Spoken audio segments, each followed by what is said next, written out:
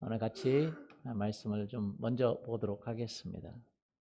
요한복음 4장 4절부터 14절 말씀까지입니다. 사마리아를 통과하여야 하겠는지라. 사마리아에 있는 수가라 하는 동네에 이르시니 야곱이 그 아들 요셉에게 준 땅이 가깝고 거기 또 야곱의 우물이 있더라. 예수께서 길 가시다가 피곤하여 우물 곁에 그대로 앉으시니 때가 6시쯤 되었더라. 사마리아 여자 한 사람이 물을 기르러 왔음에 예수께서 물을 좀 달라 하시니 이는 제자들이 먹을 것을 사러 그 동네에 들어갔음이러라. 사마리아 여자가 이르되 당신은 유대인으로서 어찌하여 사마리아 여자인 나에게 물을 달라 하나이까 하니 이는 유대인이 사마리아인과 상종하지 아니함이로라. 예수께서 대답하여 이르시되 내가 만일 하나님의 선물과 또 내게 물 좀 달라 하는 이가 누구인 줄 알았더라면 내가 그에게 구하였을 것이요 그가 생수를 내게 주었으리라. 여자가 이르되 주여 물기를 그릇도 없고 이 우물은 깊은데 어디서 당신이 그 생수를 얻겠사옵나이까. 우리 조상 야곱이 이 우물을 우리에게 주셨고 또 여기서 자기와 자기 아들들과 짐승이 다 마셨는데 당신이 야곱보다 더 크니이까. 예수께서 대답하여 이르시되 이 물을 마시는 자마다 다시 목마르려니와 내가 주는 물을 마시는 자는 영원히 목마르지 아니하리니 내가 주는 물은 그 속에서 영생하도록 솟아나는 샘물이 되리라. 아멘. 할렐루야. 오늘 이 한 여인을 예수님이 만나러 가셨습니다. 삶이 힘들고 피곤한 한 여인, 지친 여인이 있었습니다. 그럼 우리는 이 말씀을 통해서 우리 자신을 점검해 볼 필요가 있습니다. 우리 삶에서 일이 안 풀리고 고통스럽고 모든 것이 힘들 때 이 여인의 삶에 지쳐 있는 것이 있습니다. 여러분, 우리 삶에 지쳐 있다는 말이 있죠, 그렇죠? 여러분, 지칠 때가 있습니까? 예. 지치다는 말은 바쁘다, 피곤하다는 말과는 다르다는 것을 알아야 돼요. 왜냐하면 예수님도 무척이나 피곤하셨어요. 그냥 서 있을 수도 없을 정도로 피곤하셨고, 그래서 예수님이 그 사마리아 여인을 만나기 전에 그곳에서 우물가에서 그대로 주저앉으셨어요. 육체적으로 피곤하다는 말과 마음이 지쳤다는 말은 또 다른 이야기입니다. 이 여인은 어떻게 보면 육체적으로는 피곤하지 않을 수 있지만 마음이 지쳐 있어요. 삶이 지쳐 있다는 것이죠. 일이 풀리지 않고 아니면 마음속에 기쁨이 없고 힘들고 죽고 싶고 희망이 없고. 사람들은 그때 이렇게 하면 내가 육체적으로 피곤해서 그런가? 아니면 힘을 못 얻어서 그런가? 여러분, 그렇지 않고 우리 마음에 지치고 힘들고 고통스러운 것이 있다면 육체적으로는요, 피곤하면 좀 쉬면 됩니다만, 그러나 육체적으로 피곤한 게 아니라 마음에 어떤 지침이 있어요. 예수님이 없다면, 예수님과 동행하는 것이 없다면 삶을 살아가면 살아갈수록 지칩니다. 젊은 사람들이 요즘에 많은 사람들이 삶의 그 희망을 느끼지 못하고 자살을 하려고 하는 충동에 많이 빠집니다. 그런데 젊은 사람들뿐만 아닙니다. 나이가 들어가고 삶을 살아가면 살수록 우리의 삶에 지친 것이 있어요. 왜냐하면 예수님이 계시지 않고는 우리의 모든 삶이 지칠 수밖에 없습니다. 마음이 고떨고 고통스럽고 힘들고 죽고 싶고 아니 희망이 없고, 그래서 그 지친 사람들은 지친 것으로 인해서 삶을 그냥 어떤 무의미하게 살아가든지 그냥 지친 그 살아가는 사람이 많이 있습니다. 오늘 이 말씀을 통해서 예수님은 그런 지친 사람을 찾아가셨다는 것을 알 수 있습니다. 하나님은 우리에게 찾아오기를 원하십니다. 할렐루야. 예수님은 우리를 뭐 하기를 원하세요? 찾아오기를 원하세요. 그래서 예수님은 그 여인을 찾아오셔서 이렇게 묻습니다. 물 좀 달라고 이야기를 하죠. 아니, 나도 물 떠먹기 힘들고 삶이 지쳐서 있는데 주님께서 말씀하세요. 나에게도 그 물을 좀 줄 수 있겠어? 라고 말해요. 네 삶의 일부분을 나에게 줘볼 수 있겠어? 라고 말하는 거죠. 네 시간을 나에게 줘볼 수 있겠어? 라고 말하죠. 네 재정을 나에게 줘볼 수 있겠어? 라고 말하죠. 너의 에너지를 나에게 줘볼 수 있겠어? 알고 나도 힘든데, 누구도 힘들어요? 나도 힘든데 예수님이 달라고 하니까 얼마나 더 힘들겠습니까? 그런데 주님은 우리의 삶에 참 희한하게 내가 지치고 힘들고 고통스럽고 아프고 어려운데 주님이 우리에게 요구하시는 것이 있어요. 근데 우리는 그 주님이 요구하시는 것을 안 좋게만 생각합니다. 그러나 주님은 그 여인에게 이렇게 이야기합니다. 내가 너에게 물 좀 달라고 했는데, 한번 보시죠. 10절 한번 볼까요? 예수께서 대답하여 이르시되 내가 만일 하나님의 선물과 또 내게 물 좀 달라 하는 이가 누구인 줄 알았더라면 내가 그에게 구하였을 것이요 그가 생수를 내게 주었으리라. 주님이 나에게 무언가를 달라고 할 때 우리는 주님 나 정말 지친데 힘든데 나 소심이 없어요. 나 그런데 라고만 말할 것이 아니라 주님을 알았더라면 주님께 우리가 간구하였을 것이고 주님이 우리에게 채워줬을 것이다 라고 말하고 있습니다. 할렐루야. 신앙생활 하면서도 마찬가지입니다. 이 여인은 100%안 믿는 사람이라 라고 볼 수도 있지만 사실은 그도 나름대로의 신앙생활을 하고 있었습니다. 여러분 많은 사람들이 나름대로 신앙생활을 합니까? 안 합니까? 하고 있었어요. 이 여인은 사마리아 사람이니까 그 사마리아에서 나름대로 신앙생활하고 있었어요. 유대인들은 예루살렘에서 신앙생활하고 사마리아인들은 여기서 신앙생활하고 있었어요. 자기 나름대로 하나님을 믿고 있었습니다. 그러나 그것이 지치고 그것이 절망적이고 그것이 고통스러워서 지금 이 물을 들어오는데도 남들이 안 오는 그 시간에 와 있습니다. 사람을 만나기가 싫은 거죠. 사람과 만나기 싫고 힘들고 그래서 오후 3시 몇 시요?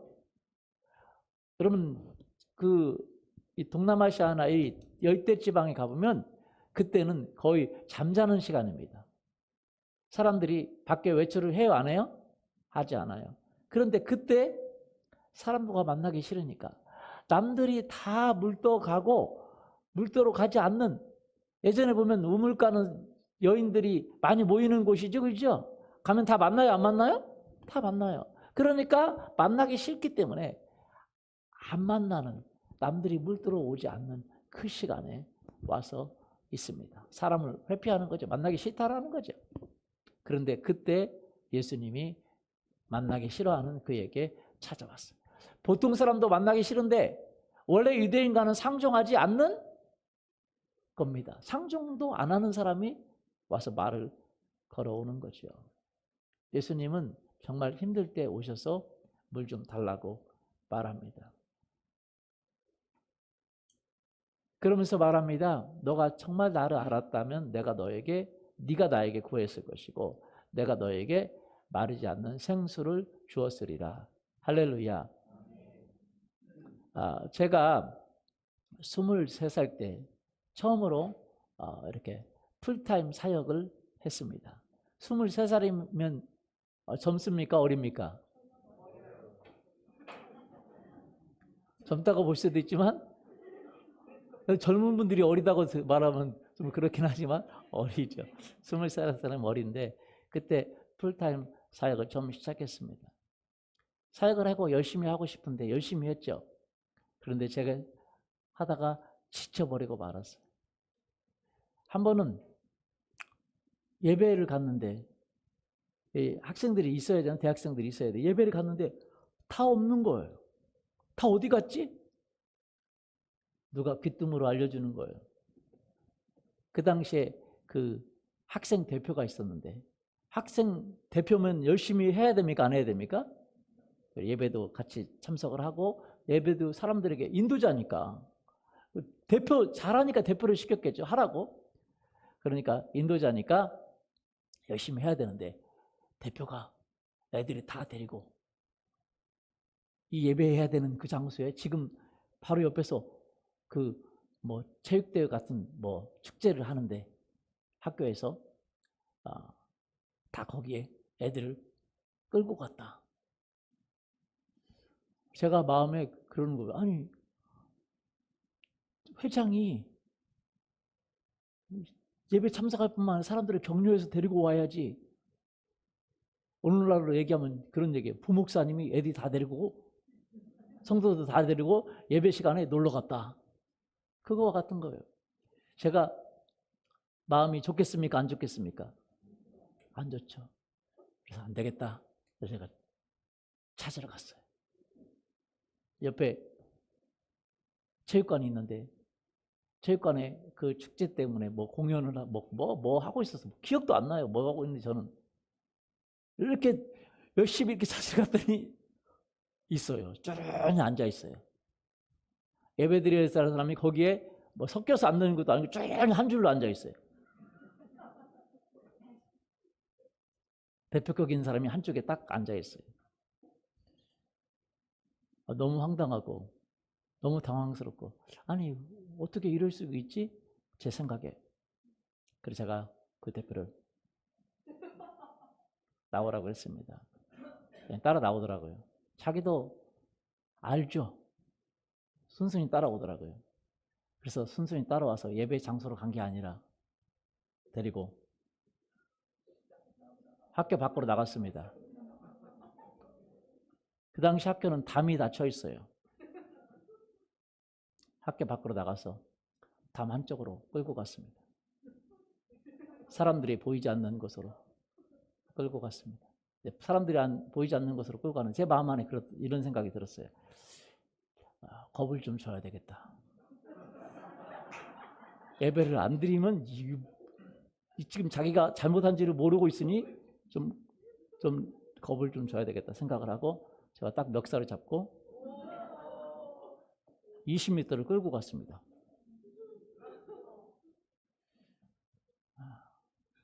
또 진짜 겁을 먹었어요.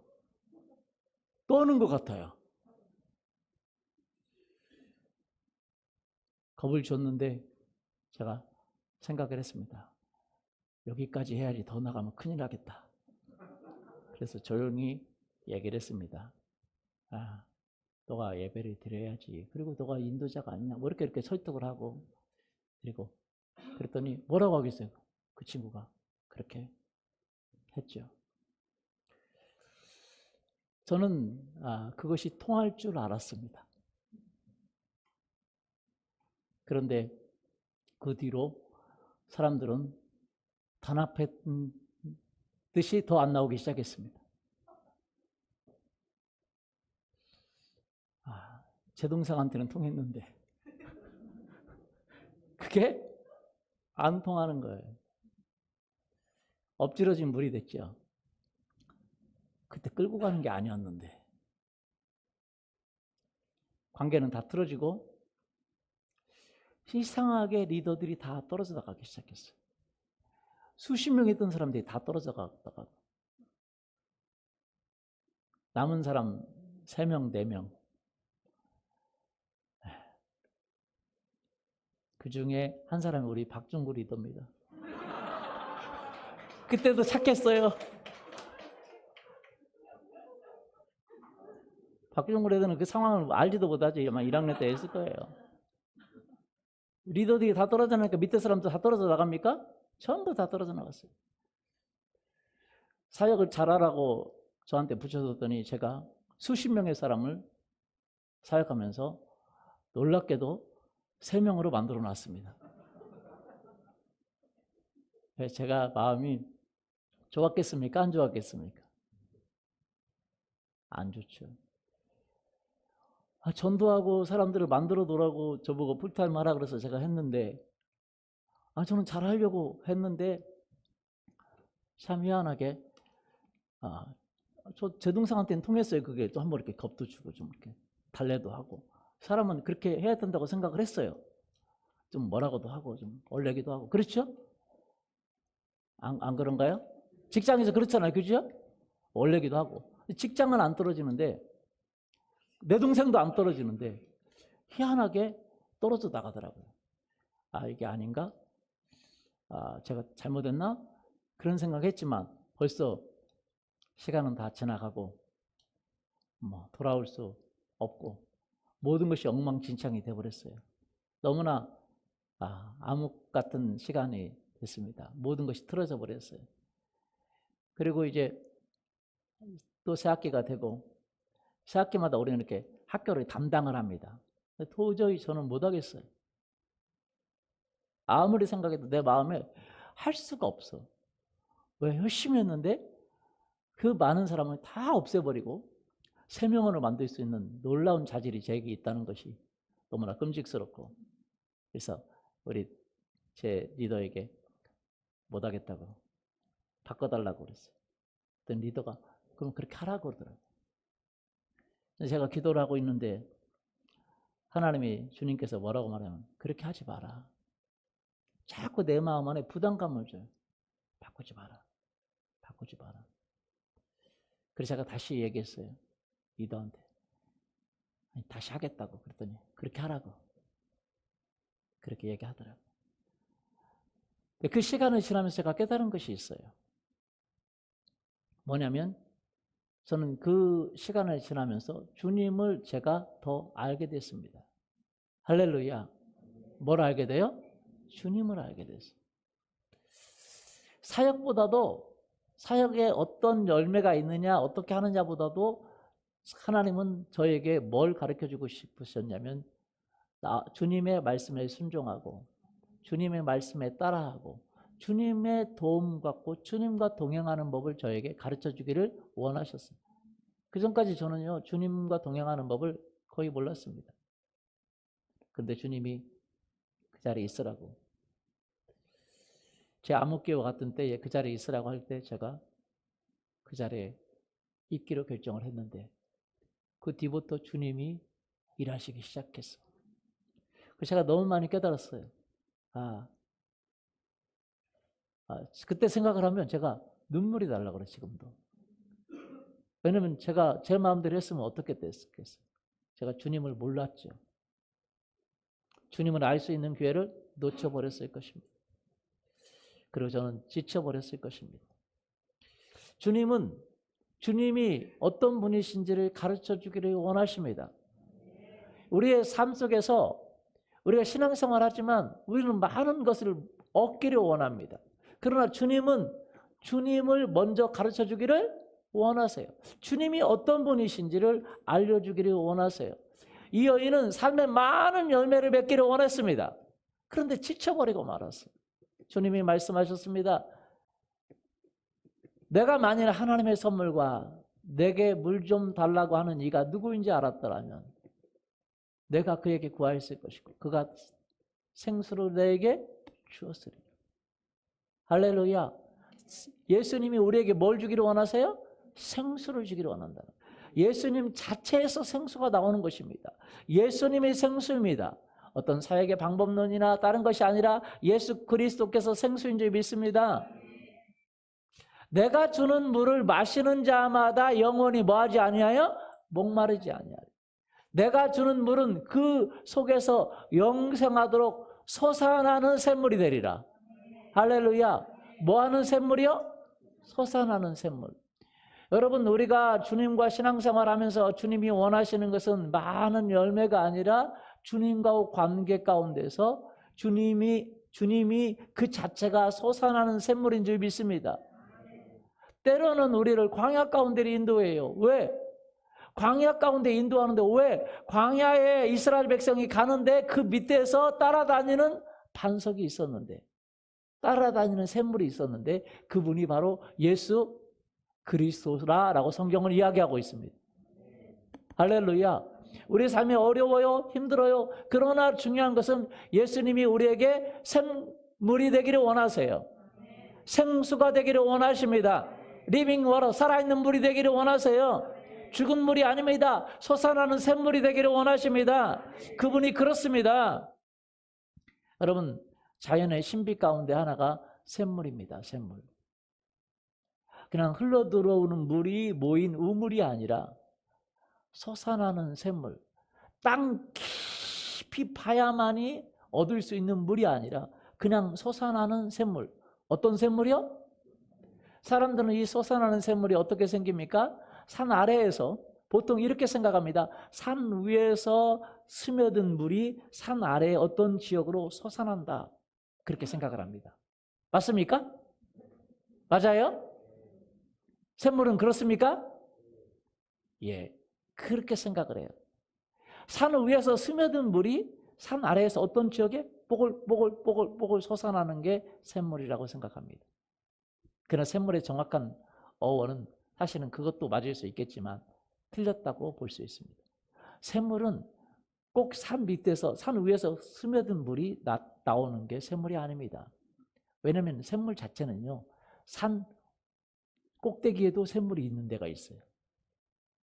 산 꼭대기. 그러면 스며든 물이 없는데, 꼭대기인데 어디서 솟아납니까? 참 희한해요. 여러분, 하나님이 이 세상을 만들 때에 참 특별한 신비 가운데 있는 게 뭐냐면 샘물이에요, 샘물. 이거는 산 꼭대기에 있어도 솟아나요. 어떤 원천이 없어. 어디서 위에서 내려서 스며든 것이 정상인데 스며들어서 물로 우물이 돼야 되는데 이 샘물, 솟아나는 샘물은 희한해. 산 꼭대기에 있어도 솟아납니다. 그 물의 근원이 어떻게 스며든 게 아니야. 아예 솟아나는 샘물이 있어요. 제가 니카라과에 한번 갈 때가 있었습니다. 우리 그 6주 선교 여행을 다닐 때에 가면서 집회를 했는데 그 중에 한 나라가 니카라과인데 니카라과에 갔는데 그분들이 꼭 가봐야 될 때가 있다고 우리를 한번 안내한 적이 있습니다. 근데 어디를 갔냐? 화산에 안내했어요. 우리나라 저기 백두산이나 한라산은 휴화산이잖아요. 그렇죠? 죽어 있잖아요. 맞습니까? 근데 거기는 살아있어요. 60년도인가 1970년도인가 한번 화산이 터졌대요. 터진 지 얼마 안 되죠. 그래가지고 올라가는데 그 화산에 올라가는데 막 화산재가 다 있는 거예요. 그런데 저는 살아있는 화산이라고 그래서 터진 지 얼마 안 된 화산 이렇게 생각을 했어요. 근데 살아있는 화산을 제가 본 적이 없어요. 여러분 살아있는 화산은 보셨나요? 안 봤죠? 그러니까 세계 몇 개 안 되는 살아있는 화산이라는 거예요. 그래서 갔습니다. 가서 보고 너무 충격을 받았어요. 왜냐하면 진짜 살아있는데 뭐가 살아있냐? 산 꼭대기에 올라가 보니까 마그마가 막 그 뭐죠? 마그마라고 그러나요? 용암이 막 밑에서 막 그렇게 움직이는데 어떻게 그 불덩어리가 이 물처럼 돼 있잖아요. 그죠? 그래가지고 막 용암이 그냥 막 움직이는데 꼭 바닷소리 같아요.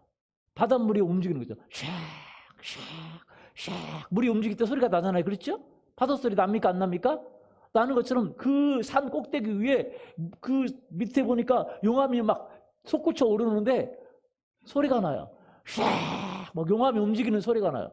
와, 소름 끼치더라고요.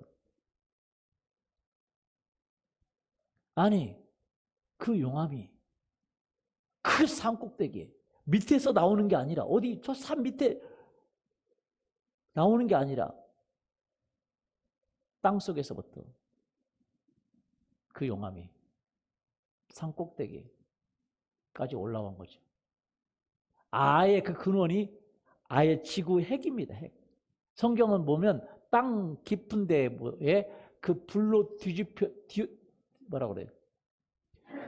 성경은 불로 뒤집는 것 같다 그래요. 불로 뭐 하는 것 같다고요? 막 불로 뒤집는 것 같다고 성경이 그렇게 표현되어 있어요. 수천 년 전에 써 있는 성경이 욥기서에 그렇게 써 있습니다. 그거와 같이 그 근원이 아주 깊은 데에 있는 것처럼 이 흘러오는 샘물, 흘러나오는 솟아나는 샘물도 마찬가지입니다. 그 근원이 아예 땅 속 깊이 있어요. 그래서 이 샘물은요, 꼭 산 꼭대기에만 있는 게 아닙니다. 바닷속 깊은 데서도 뭐가 있냐? 샘물이 있어요. 그래서 바다 위로 바닷속에서 그 샘물이 솟아나와요. 바닷물이 아니라 샘물이. 민물이 솟아나오는 거죠. 그 근원이 아예 깊은 데가 있습니다. 물이 스며들어서 나오는 게 아니에요. 어디 스며들어서 어디 바닷속 깊은 데서 나온 거예요. 그 바다 깊은 데서도 샘물이 더 깊은, 근원이 더 깊다는 거죠. 솟아나와요. 그것이 바닷속으로도 나오기도 하고 어디로 산 꼭대기로도 나오기도 하고 나오는 그것이 진짜 샘물입니다. 근원이 위에서 내리는 비에 있는 게 아니라 이 속에서부터 솟아나오는 것이 그 샘물이에요. 솟아나는 샘물. 예수님이 말한 샘물이 바로 그러한 샘물입니다. 어떠한 상황에도 어떠한 환경에도 우리에게 힘과 용기를 주고 희망을 주고 꿈을 주고 모든 삶을 바꿀 수 있는 힘, 그것이 바로 예수님 안에 있습니다. 누구에게 있다고요? 예수님 안에 있어요. 그런데 예수님이 이것을 예수님이 주시는 그 물, 내가 주는 물을 먹는 자마다 목마르지 않고 솟아나는 샘물이 되리라. 저는 이 말씀을 보면서 느낍니다. 제가 사역을 하면서도 성도들을 제가 이렇게 같이 하면서도 느끼는 것은 주님은 저에게 더 주님께 가까이 오기를 원해요. 그래서 주님이 저에게 주시는 그 샘물의 양이 커지기를 원합니다. 더 많아지기를 원해요. 그래서 제가 힘들 때만 되면, 제가 어려울 때만 되면, 막 어려운 일이 막 넘쳐올 때만 되면 제가 깨닫는 것이 있어요. 주님이 나에게 더 큰 샘물을 주기를 원하시는구나. 할렐루야. 지금보다 더 큰 샘물을 주기를 원하시는구나. 아멘. 믿습니까? 예. 사랑하는 성도님들 생각해 보십시오. 주님과 동행하고 계십니까? 그러나 주님은 어느 때에 우리가 주님과 더 깊은 관계로 들어가기를 원하십니다. 할렐루야. 우리가 그 샘물의 통로가 커지기를 원합니다. 할렐루야. 그래서 그 샘물의 통로가 커지기 위해서 뭡니까? 우리에게 어떤 고통을 주고 아픔을 주고 힘듦을 주는 거예요. 왜냐하면 그걸 통해서 내 어떤 가치관이 깨지기를 원하고 부서지기를 원하고 주님을 의지하는 그 마음이 더 커지기를 원합니다. 할렐루야. 자, 한번 생각해 보시죠. 어떤 분이 이런 얘기를 했습니다. 뭐라고 말하면 이렇게 말했어요. 인생의 가장 큰 역설은 하나님이 사람을 만나는데 그 사람을 만날 때에 그가 성공했을 때에 그가 화려한 경력이 있을 때에 재능이 있을 때에 그를 만나시지 않고 그가 파괴됐을 때에 그가 무너졌을 때에 그가 고통스러울 때에 주님은 그에게 만난다. 할렐루야.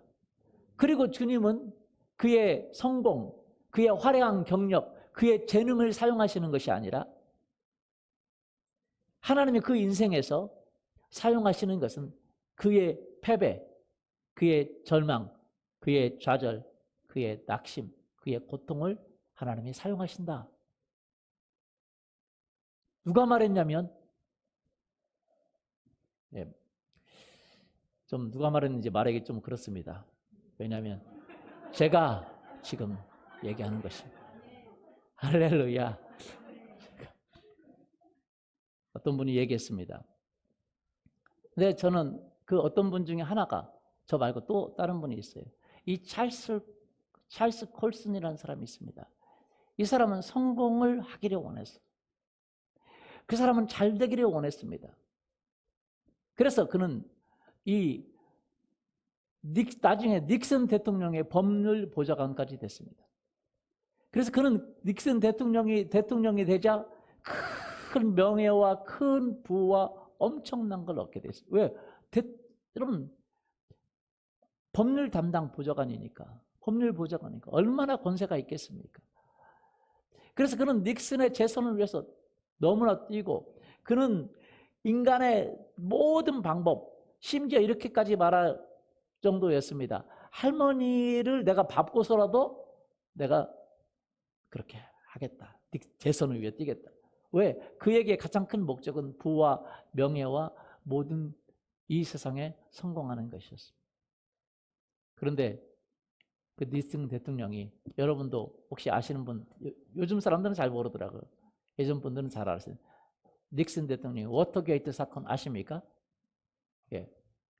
워터게이트 사건 때문에 몰라도 됩니다. 그는 대통령이 나중에 하야하게 문제가 되고, 그 다음에 그도 모든 부와 명예를 다 잃어버리게 되고, 그는 감옥에 들어가게 됐습니다. 그는 감옥에서 모든 것을 가졌는데, 감옥에서 그는 모든 것을 잃어버린 사람이 되었어요. 하루아침에 모든 것을 가진 사람이, 대통령이 법률 고문으로 대통령이 잘 나갈 때는 그랬는데, 대통령이 문제가 되고 자기도 그것으로 인해서 감옥에 갇히게 되고 모든 것을 다 잃어버렸습니다. 그런데 그에게 그 감옥에서 하나님이 찾아와 주셨습니다. 할렐루야. 하나님 앞에 굴복을 하고 하나님 앞에 나가야 되는데, 하나님이 찾아왔는데도 불구하고 하나님 앞에 굴복하기가 너무 어려웠어요. 하나님이 자기를 사랑하시면 왜 이런 일이 일어나겠습니까? 그는 고통 가운데 있었는데 하루는 이런 이야기를 듣게 되었습니다. 누군가가 자기를 위해서 그 감옥에 대신 자기의 남은 그 복역 기간을 하기 위해서 대통령에게 물어보려고 한다는 거예요. 그 당시에 특별 법조문에는 다른 사람이 그 형기를 치르고 있는 사람의 남은 형기를 대신 치를 수 있다는 내용이 있었답니다. 그래서 그것 때문에 그 어떤 사람이 자기 때문에 자기 남은 형기를 대신 치르려고 대통령에 문의했다는 소리를 자기가 들었어요. 너무 깜짝 놀란 거예요. 어떻게 나는 이 감옥에서 고통스러워하고 있는데 어떻게 죄도 짓지 않은 사람이 나를 위해서 감옥에 대신 들어오려고 한단 말인가. 그 사람이 하나님께 기도하는데 하나님께서 그런 마음을 주셨답니다. 네가 그 콜슨이 지금 너무 힘들어하고 있는데 네가 하나님의 사랑 때문에 그 대신 복역하면 어떻겠냐. 그래서 그 생각 때문에 그걸 대통령이 물어봤다는 거예요. 그 이야기를 듣고 그는 하나님이 너무 사랑하시는구나. 자기를. 하나님께서 그런 마음을 주셔서 그분이 자기 대신 복역하려고 대통령에게 그 내용을 물어봤다니 하고 너무 마음이 무너져서 회개하고 주님 앞에 굴복하고 말았습니다. 그런데 굴복했는데 그 사람이 대신 자기를 복역한 게 아니라 또 기적이 일어났어요. 하나님이 재판관의 마음을 움직여서 특별한 상황 때문에 특별한 방법으로 그를 이틀 만에, 그 이야기를 듣고 하나님 앞에 굴복한 지 이틀 만에 그를 석방시켰습니다. 석방시키는데 그가 감옥에서 나올 때 그런 얘기를 하는 거예요. 그 법원 집행관이 이야기합니다. 하나님께서 당신을 석방시켜 줄 거라고 하는 마음을 느꼈습니다. 그때 콜슨이 이야기했습니다. 감사합니다. 하나님께서 이미 이틀 전에 그렇게 하고 계셨습니다. 콜슨은요, 거기서 나와가지고 그때부터 하나님의 일을 해야 되겠다는 마음을 가졌습니다. 변화가 된 거죠. 콜슨이 변화됐다는 사실에 많은 사람들은 의아했습니다. 어떻게 저런 천만피 같은 사람이 변화될 수 있단 말인가. 저건 속임수다. 그러나 주님의 사랑으로 그가 변화가 됐고 1976년도에 교도소 선교회를 창설했고 그래서 사람들과 함께 교도소 선교를 진심으로 하기 시작했습니다. 예수님을 전하기 시작했고 그래서 미국 내에서만 1300개의 교도소에 있는 사람들을 주님께로 인도하는 그 사역을 하기 시작했고 전국적으로 7700개 교회에서 14,000명의 자원봉사자들이 일어나고 그와 같이 동역을 하게 됐고 국제적으로 이 사역이 확대돼서 110개국 이상에서 많은 사람들이 그 감옥에 있는 사람들에게 예수님을 전해서 만나게 하는 사역을 시작하게 되었습니다. 그는 그로 인해서 그 종교계의 노벨상으로 불리는 템플턴상을 받게 되고, 그리고 2005년대에는 타임지가 선정한 미국 내에서 가장 영향력 있는 복음주의자 25명에까지 들어가게 되었습니다. 그가 이런 얘기를 합니다. 뭐라고 말하냐면, 참 너무나도 나의 인생의 역설은, 하나님은 내가 누렸던 성공, 내가 누렸던 경력, 내가 누렸던 재능, 내가 받은 상, 내가 가지고 있었던 명예를 통해서 사용하지 않고, 하나님은 내 인생에서 하나님이 나를 사용하신 것은 내가 감옥에 갔다 온 전과자라는 그 사실, 내가 가장 비참했던 그것을 하나님은 사용하셨다, 그렇게 이야기를 했습니다. 여러분 생각해 보십시오. 하나님은 정말 우리를 사용하기 위해서 때로는 우리의 어떤 그 비참하고 힘들고 고통스러운 그 상황이 오히려 하나님 앞에 크게 사용될 수 있는 도구가 될 줄 믿습니다. 왜냐하면 그때만이 하나님을 진심으로, 예수님을 진심으로 찾을 수 있는 기회가 되기 때문에 그렇습니다. 여러분 혹시 힘든 일이 있으십니까? 괴로운 일이 있으십니까? 어려운 일이 있으십니까? 주님을 깊이 만날 수 있는 기회가 될 줄 믿습니다. 아멘. 그들에게 누가 옵니까? 성령님이 부어주세요. 성령님이 우리 가운데 오기를 원하세요. 생각해 보십시오. 예수님의 제자들 말입니다. 예수님 제자들은 어떤 사람이죠? 인생에 성공한 사람입니까? 실패한 사람입니까? 실패한 사람이에요? 성공한 사람이에요? 실패한 사람. 마태복음 4장 13절에서 16절 한번 보십시오.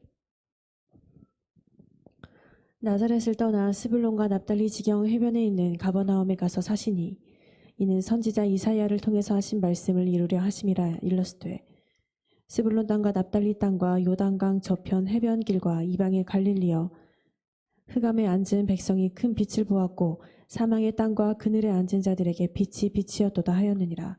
흑암에 앉은 백성이 큰 빛을 보았고 사망의 땅과 그늘에 앉은 자들이라고 표현했어요.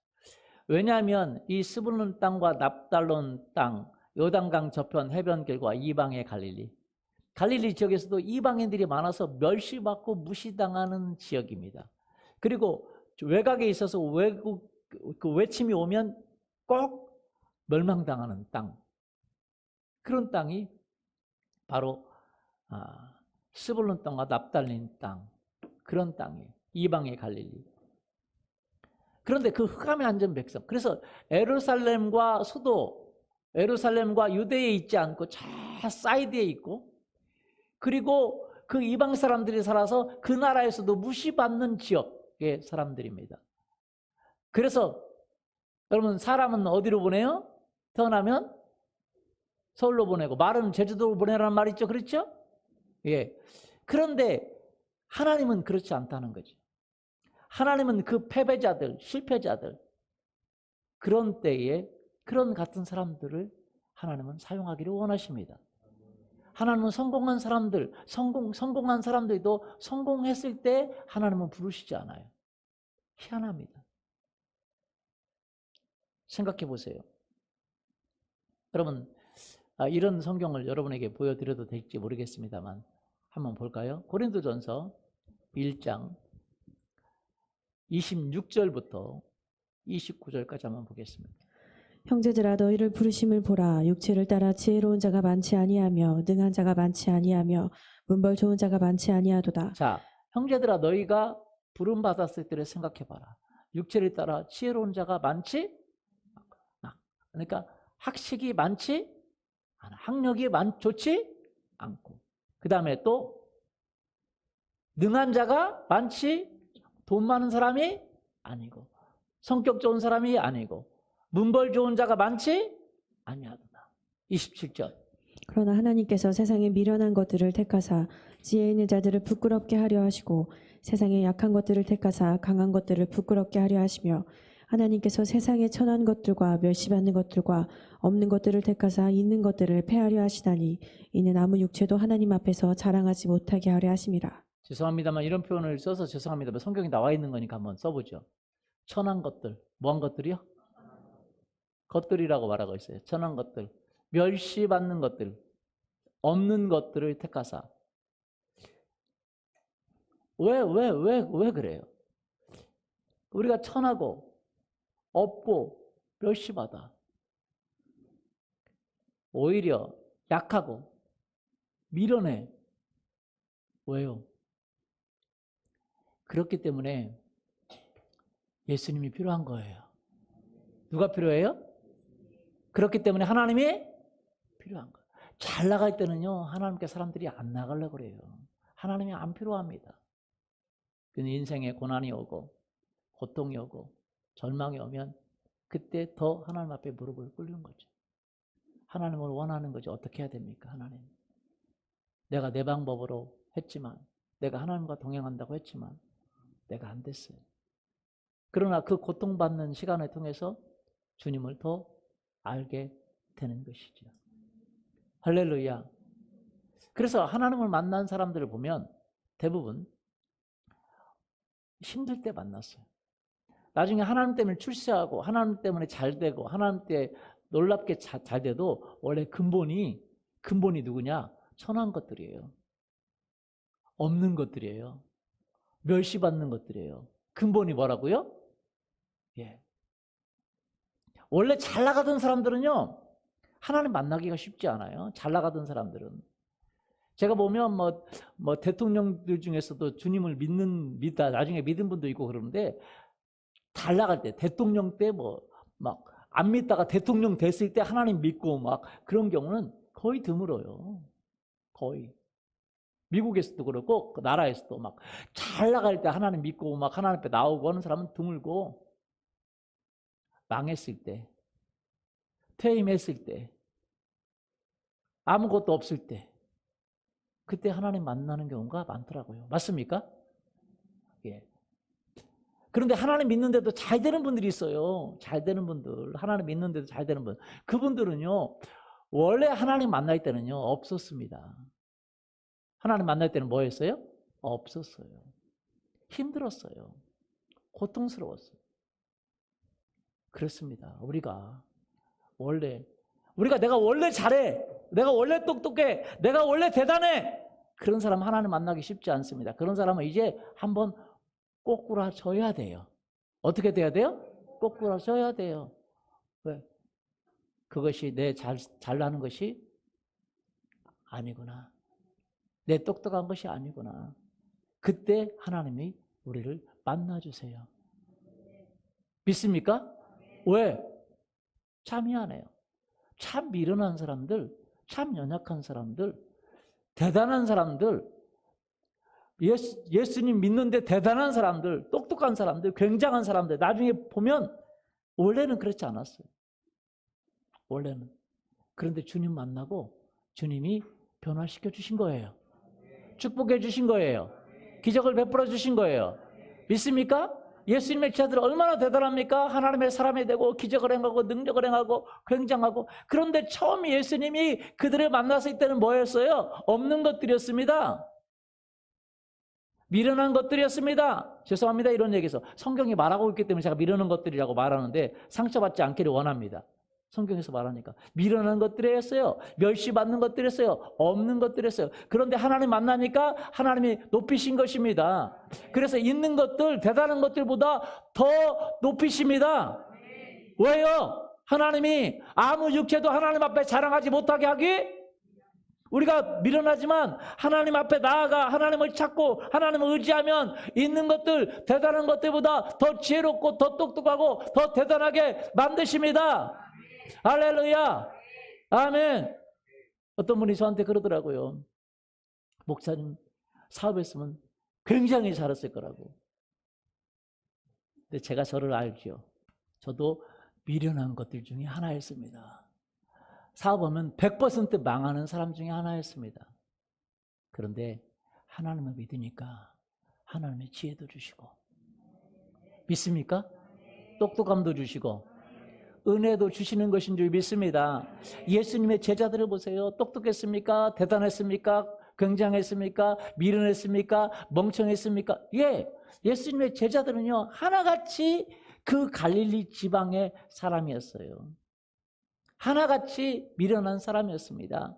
천한 사람이었습니다. 남들이 싫어하는, 남들 밑에 있는 사람들이었어요. 그 예수님의 제자들이 가진 직업만 봐도 그래요. 어부였습니다. 어부. 지금이야 어부라고 그러죠. 옛날에는 어부라고 않고 이렇게 했습니다. 뱃놈이라고 그랬어요. 그렇죠? 왜요? 왜 뱃놈이라고 그랬습니까? 여러분, 세상의 직업도 돈 벌기 위한 직업이 있지만 자기 목숨을 걸고 돈 버는 사람은 거의 없습니다. 근데 제주도는요, 삼다도라고 그래요. 삼다도. 세 가지가 많다는 거예요. 뭐가 많아요? 세 가지. 뭐가 많아요? 돌, 바람, 여자. 왜 여자가 많아요? 섬이기 때문에 어쩔 수 없이 배 타고 일하는 사람들이 많은데 나가서 남자들이 죽으니까 여자들이 많은 거예요.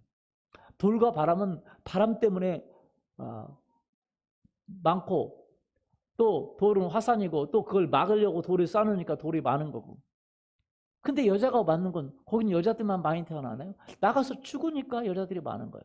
그래서 사실은요, 배에서 일한다는 거 지금은 안전하고 지금은 좋은 직업이고 지금은 돈 버는 사람들이 많습니다. 배 타고도 좋은 직업이에요. 지금은 그렇게 말하지 못합니다. 근데 옛날에는 일기예보도 없고 아무것도 없기 때문에 나가면 죽을 수 있는데, 그럼에도 불구하고 먹고 살기 위해서 하는 건 너무 비참하잖아요. 그래서 그 사람들을 뱃놈이라고까지 했습니다. 그 예수님 당시에 그 제자들은 다 거의 다 대부분 뱃사람이었어요. 유식한 사람 딱 한 사람이 있었습니다. 가룟지방에서 온 유다. 근데 그 가룟 유다, 유식한 그 유식 가지고 예수님 배반해버리고 말았어요. 그런데 그 무식한 그 제자들을 수많은 사람들을 수천의, 수만의, 수십만의 사람들을 인도하는 위대한 리더로 누가 만드셨냐? 바로 예수님.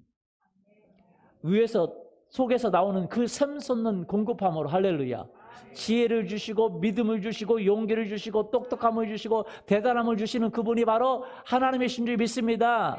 예수 그리스도이신 줄 믿습니다. 예수님은 누구십니까? 예수님 때문에 우리의 미래가 잘 되는 거예요. 할렐루야. 예수님 때문에. 누구 때문에? 예수님 때문에. 예수님이 무엇을 주시냐면 성령님을 주십니다. 예수님이 내가 너에게 샘솟는 물을 주신다고 할 때 그분은 누구시냐? 성령님이세요. 성령님이 오시면 한번 보시죠. 요한복음 7장 37절에서 39절. 명절 끝날 곧 큰 날에 예수께서 서서 외쳐 이르시되 누구든지 목마르거든 내게로 와서 마시라. 나를 믿는 자는 성경의 이름과 같이 그 배에서 생수의 강이 흘러나오리라 하시니 이는 그를 믿는 자들이 받을 성령을 가리켜 말씀하신 것이라. 예, 그를 믿는 자들이 받을 뭘 가리켜요? 성령이 우리에게 샘솟는 힘이 돼요. 그런데 왜 그러냐? 보세요. 성령이 오시면 어떤 일이 일어나냐면 2장 17절부터 19절 사도행전 읽어보시죠. 하나님이 말씀하시기를 말세에 내가 내 영을 모든 육체에 부어주리니 너희의 자녀들은 예언할 것이요 너희의 젊은이들은 환상을 보고 너희의 늙은이들은 꿈을 꾸리라. 그때 내가 내 영을 내 남종과 여종들에게 부어주리니 그들이 예언할 것이요 또 내가 위로 하늘에서는 기사를 아래로 땅에서는 징조를 베풀리니 곧 피와 불과 연기로다. 들어보세요. 하나님의 영이 오면 뭐 한다고요? 예언한단 말이죠. 예언한다는 건 뭐냐면 미래를 말한다는 겁니다. 뭘 말해요? 미래를 말해요. 환상을 본다는 건 미래를 본다는 거예요. 과거, 현재, 미래 다 환상이 과거도 보고 현재도 보고 미래도 보지만 주로 미래를 본다는 거예요. 꿈을 꾼다는 건 미래를 꿈꾼다는 것입니다. 여러분, 꿈이 없어요. 왜?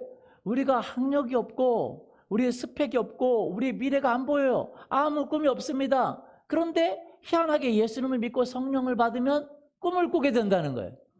미래가 보여진다는 거예요. 아멘? 믿습니까? 미래가 열린다는 겁니다.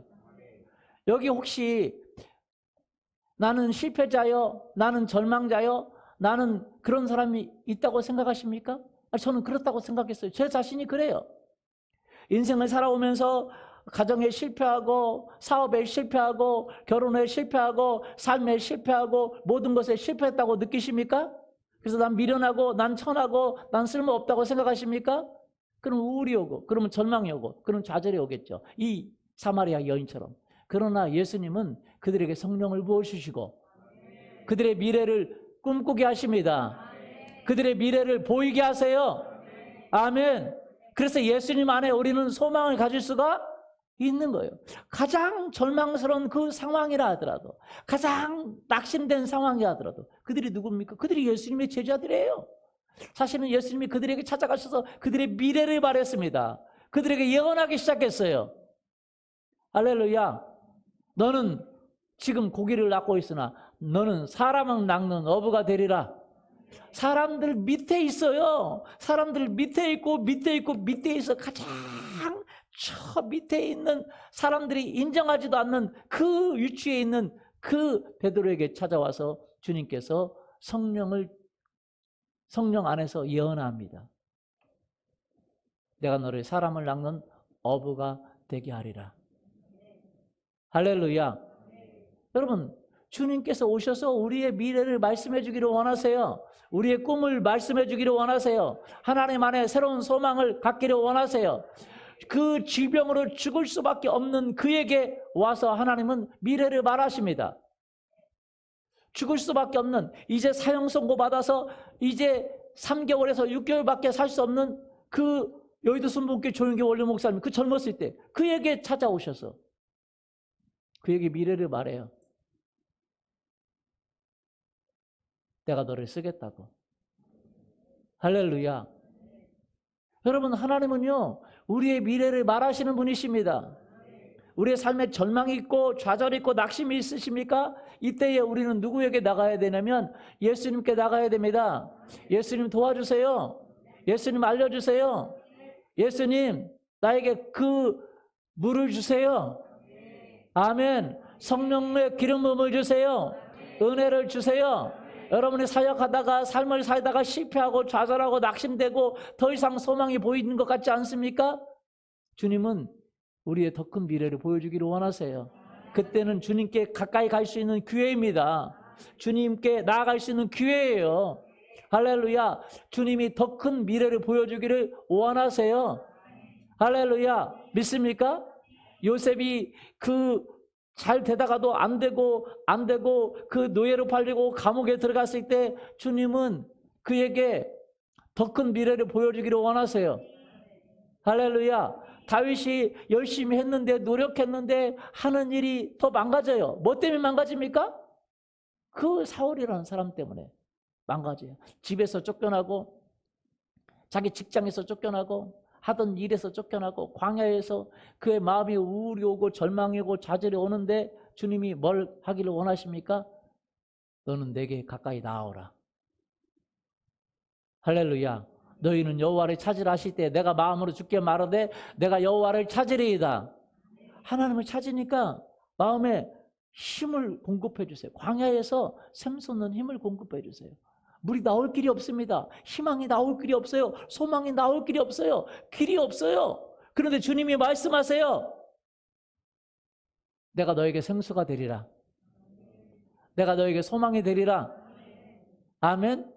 저도 정말로 이제 못 해먹겠다. 힘들다. 안 되겠다.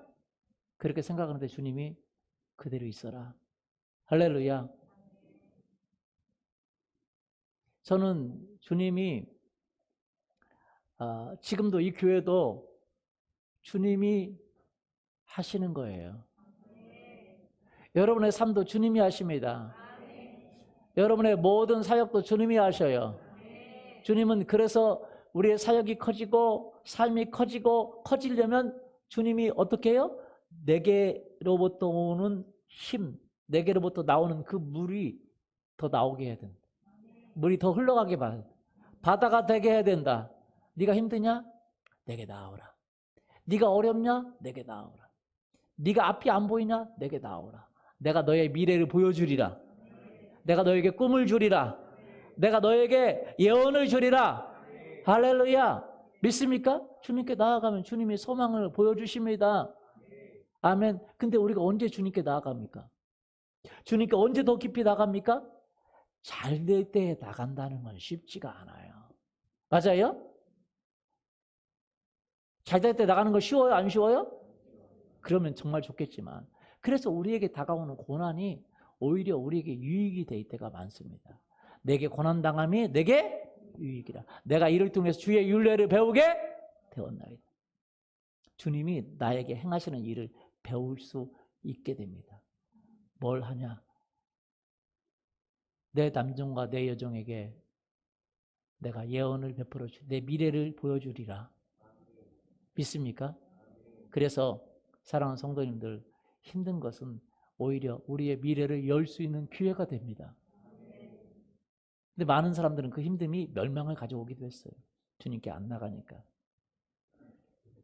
우리는요, 예수님 안에서 나의 미래를 볼 수 있어야 돼요. 나의 미래를 본다고, 나의 미래를 예언할 수 있기를 예수님의 이름으로 소원합니다. 힘들고 고통스럽고 아픕니까? 그러나 주님은 나에게 말씀하세요. 내가 너에게 샘 솟는 물이 될 것이다. 물은 다른 게 필요 없어요. 비가 내려야 물이 되고 뭐가 있어야 물이 된다고 생각하지 않습니다. 우리는 그렇게 생각합니다. 그러나 주님은 아무리 가뭄이 와도 그 바닷속 깊은 곳에서도 샘물이 되시는 분이 누구세요? 예수님이에요. 산 꼭대기에도 샘물이 되시는 분이 예수님이에요. 물이 들어올 것이 없어. 아무것도 없어. 그런데 그 예수님이 나에게 생수의 근원 되기를 원하십니다. 사도 바울이 말합니다. 자기가 죽을 위험에 처했다고. 그런데 뭐라고 말합니까? 그 죽을 위험에 처했는데 왜 죽을 위험에 처했냐? 모든 것을 가능하게 하시는 예수님을 의지하게 하기 위해서. 참 그런 고백은요, 쉽게 못 나와요. 죽음을 통과한 사람들만 나옵니다.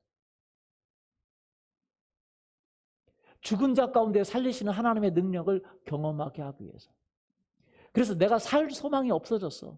더 이상 나는 살 것 같지 않아. 그런데 살리시는 하나님을 의지하고 그분이 주시는 그 능력을 의지하게 하기 위해서 주님께서 때로는 그것들을 허락하셨다는 거예요.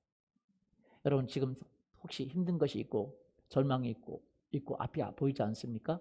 그러나 주님은 우리의 생명의 근원 되세요. 믿습니까? 절대 불가능한 것이 없으세요. 주님을 의지하기를 원합니다. 이 여인에게 말했습니다. 네가 나를 알았다면 나에게 구하였을 것이다. 오늘 우리는 주님께 구하기를 원합니다. 주님, 나의 미래를 보여주세요. 내가 주님으로부터 소망을 얻기를 원합니다. 주님, 희망을 얻기를 원합니다. 꿈을 얻기를 원합니다. 내 가정이 보이지가 않아요. 내 자녀의 미래가 보이지 않아요. 내 남편과 내 아내의 미래가 보이지 않아요. 우리 부모님의 미래가 보이지 않아요. 내 재정의 미래가 보이지 않아요. 내 건강이 보이지 않아요. 내 셀의 미래가 보이지 않아요. 주님이 그래서 미래를 예언할 수 없어요. 미래를 꿈꿀 수 없어요. 도저히 보이지 않아요. 소망이 없어요. 살 소망이 다 끊어져 버렸습니다. 주님이 말해요. 예수님 안에서 너의 미래를 볼 수 있어야 된다. 예수님 안에서 너의 미래를 꿈꿀 수 있어야 된다. 할렐루야. 저는요, 제가 이렇게 목회하고 하나님의 일을 하면 아예 어려움이 없을 줄 알았어요. 죄송합니다만 늘 축복만 없고 가정에 어려움도 없고 자녀의 어려움도 없고 다 어려움 없을 줄 알았어요. 그런데 어려움이 있더라고요. 제가 막 헌신하고 막 하나님 앞에 열심히 하면 사역이 잘 될 줄 알았어요. 뭐 사역이 잘 되는 건 제가 아까 말씀드렸잖아요.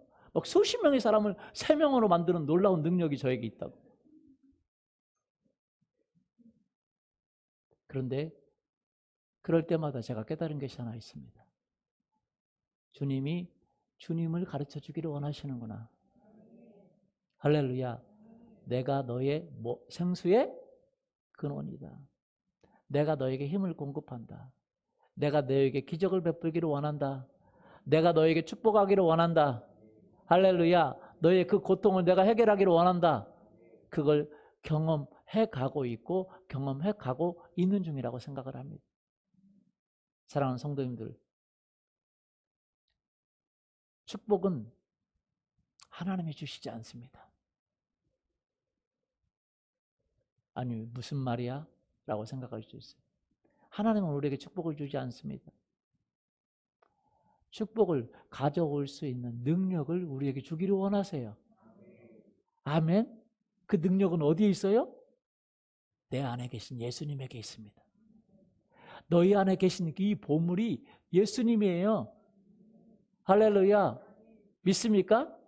그래서 내가 예수님을 믿고 예수님 안에서 내 미래를 꿈을 꾸기 시작하면, 내 미래를 말하기 시작하면 그때부터 기적이 일어납니다. 근데 내 미래를 말하기가 가장 어려운 때가 뭐냐? 앞이 안 보일 때. 전혀 상황이 보이지 않을 때. 내 가정은 뭉개졌어요. 내 삶은 뭉개졌어요. 내 건강도 뭉개졌어요. 내 미래가 보이지 않아요. 그때 우리는 예수님을 믿고 내가 꿈을 꾸고 미래를 예언하고 그럴 수 있기를 예수님의 이름으로 축원합니다. 예수님이 우리에게 생명의 근원이시고 샘솟는 어떤 근원도 우리에게 다른 것이 없습니다. 어떤 환경 속에서도 물이 흘러나오는 것이 바로 정말로 초자연적인 샘물이에요. 그 샘물은 마르지 않는 샘물입니다. 할렐루야. 예수님이 오늘 그렇게 우리의 삶을 만들기를 원하시는 줄 믿습니다.